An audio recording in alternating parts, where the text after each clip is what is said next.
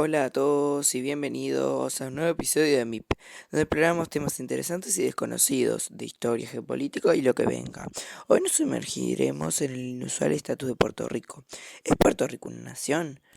¿Por qué forma parte de Estados Unidos? ¿Qué nacionalidad tienen sus ciudadanos? ¿Y por qué aún no se ha independizado o convertido en un estado de pleno derecho? Pone la intro, dale, y por esto comenzamos.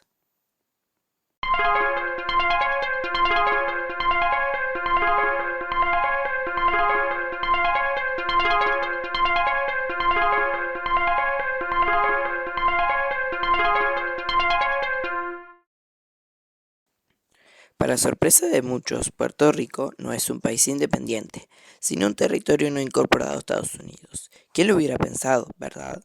Y lo que es aún más curioso, todos los nacidos en Puerto Rico son ciudadanos estadounidenses por nacimiento, aunque carecen del derecho al voto en las elecciones presidenciales. Pero ¿cómo llegó Puerto Rico a esta situación tan peculiar? ¿Por qué es parte de Estados Unidos? Puerto Rico se convirtió en un territorio no incorporado a Estados Unidos en 1898, al finalizar la Guerra Hispanoamericana. Este conflicto, desencadenado por las luchas por la independencia de Cuba y la intervención estadounidense, terminó con la derrota de España. El Tratado de París, firmado en 1898, resultó con la cesión de Puerto Rico, Guam y Filipinas a Estados Unidos por parte de España.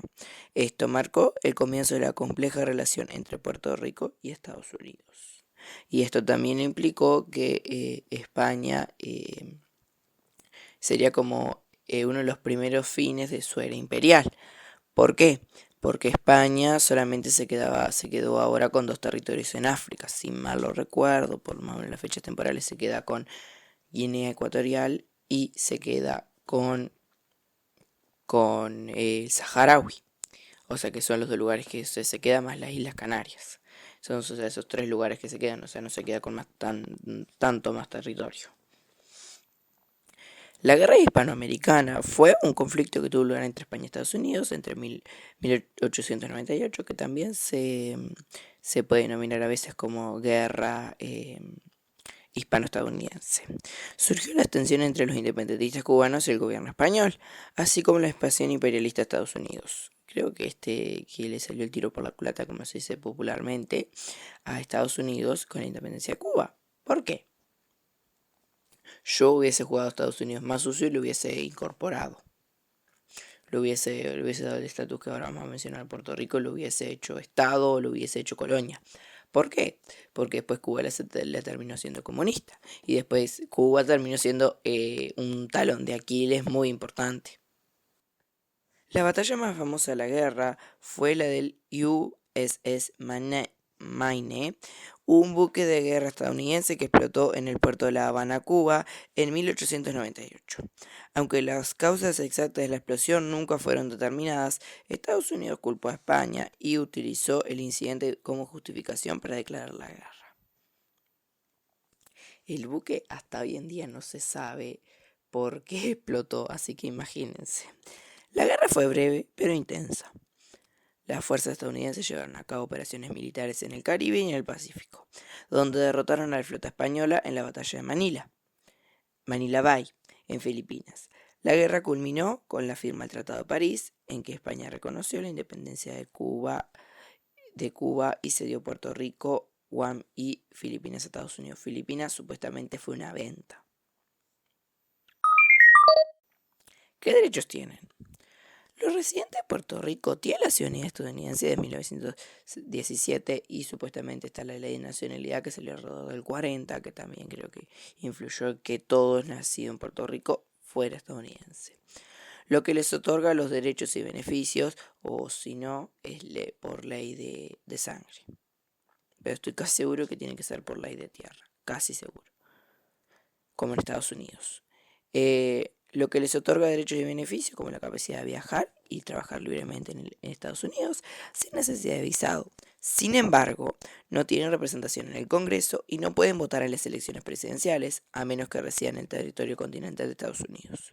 Esto ha generado debates sobre la igualdad de derecho y la participación democrática. Acá abro una interrogante. ¿Qué opinan al respecto de esto? O sea, ¿qué opinan de que no tengan el derecho a voto en las elecciones presidenciales de Estados Unidos, siendo que ellos son territorio de Estados Unidos? ¿Qué opinan al respecto? Pero ahora, centrándonos más, ¿qué caminos hay para Puerto Rico? El futuro político de Puerto Rico presenta diversas opciones, cada una con implicaciones significativas. Uno, podría ser la independencia. La independencia implicaría que Puerto Rico se convertiría en una nación soberana, con su propio gobierno y sistema político. Requeriría un proceso de transición complejo y enfrentaría desafíos económicos y políticos. Eso es obvio, como en cualquier lado va a terminar teniendo algún tipo de desafío importante. 2. La libre asociación. La libre asociación permitiría a Puerto Rico tener una relación especial con Estados Unidos, manteniendo cierta autonomía política. Sin embargo, seguiría dependiendo económicamente de Estados Unidos y enfrentaría incertidumbre sobre su estatus internacional. Y claro, o sea, como la libre asociación hay en casos, sí que no me acuerdo dónde era que los había leído, pero sí, hay países que están libre asociados, por ejemplo, Nueva Zelanda o Australia. Son micronaciones del Pacífico. Opción 3. Convertirse en un Estado de Estados Unidos. Convertirse en un Estado de Estados Unidos daría a Puerto Rico representación en el Congreso y participación plena en el sistema político estadounidense. Sin embargo, enfrentaría resistencia y desafíos, tanto en Puerto Rico como en el escenario político de Estados Unidos. ¿Por qué esto? Lo aclaro ahora después de pasar a decir pros y contra cada uno. ¿Cuál sería el problema? Que los puertorriqueños influirían en la política. Una cosa importante que a mí me encanta, pero me encanta el sistema estadounidense, que obliga a los políticos a hacer campaña en los 50 estados de Estados Unidos. ¿Por qué? Resulta que el estado, o sea, los votos se cuentan por estado, o sea, en cuantos más estados gane el candidato, en más lugares va a ser presidente, en más lugares va a obtener el apoyo y, o sea, eso después sería como 1/50, o sea, cuanto más estados ganes, más votos tenés, o sea, más puntos, no sé me sale la palabra cómo explicarlo, lo explico de vuelta. Yo soy un ciudadano estadounidense candidato a presidente, ¿no? Yo te voy a hacer campaña en 50 estados. ¿Por qué? Porque voy a Estados Unidos, por ejemplo, vale, después se suman todos los votos y el candidato que gane, por ejemplo, New Jersey, va a ser el candidato ganador en New Jersey. ¿Por qué? Porque eso lo van a hacer en todos los estados, en Alabama, en Ohio, en Colorado, no sé cómo se pronuncia Colorado en inglés, buena pregunta, en California, en Texas o Texas, no sé tampoco cómo se dice, New México, em, en todos esos lugares. ¿Qué es lo que pasa? Que por estado, o sea, se ve por estado, el candidato que gane en ese estado se suma un punto, por decirlo así, y puede ganar hasta 50 puntos en todos los estados, por decirlo así, ¿no? Entonces, en Florida, el que gane en Florida va a ser el candidato, o sea, que ganó en Florida, y en cuanto más estados gane, va a ser cuando va a ir a presidencia. Ahora sí creo que me supo explicar. O más o menos, si no tienen, me pueden escribir por Instagram y yo les trato de explicar, o si no, búsquenlo en Google, que capaz que entienden. Volviendo a lo nuestro. Bueno, está.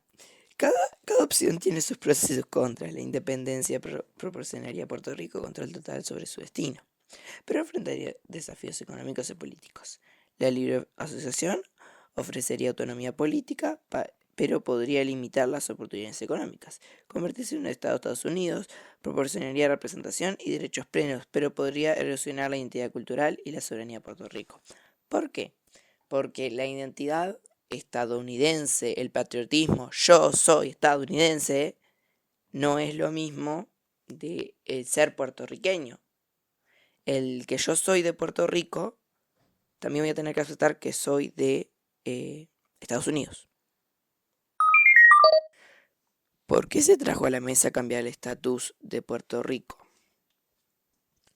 El huracán María, que azotó a Puerto Rico en 2017, causó devastación y puso de relieve las vulnerabilidades del territorio, como un territorio no incorporado a Estados Unidos. La lenta respuesta gubernamental y la falta de recursos exacerbaron la crisis, llevando a un renovado debate sobre el estatus político de Puerto Rico. Muchos argumentaron que cambiar el estatus podría mejorar la capacidad de Puerto Rico para responder a desastres naturales y acceder a fondos federales. Pero a modo de conclusión y resumiendo, Puerto Rico se encuentra en una encrucijada política única. O sea, creo que es uno de los pocos territorios, o sea, con tantas características como que se lo podríamos denominar como que es una nación o una cultura dentro de otro país completamente ajeno a él, con varias opciones posibles para su futuro. Se mantendrá como un territorio no incorporado. ¿Buscará la independencia, la libre asociación o se convertirá en un Estado de pleno derecho? La respuesta a estas preguntas determinará el curso de la historia de Puerto Rico en los próximos años. Y con esto hemos concluido nuestro episodio de MIP de hoy. Gracias por acompañarnos en MIP.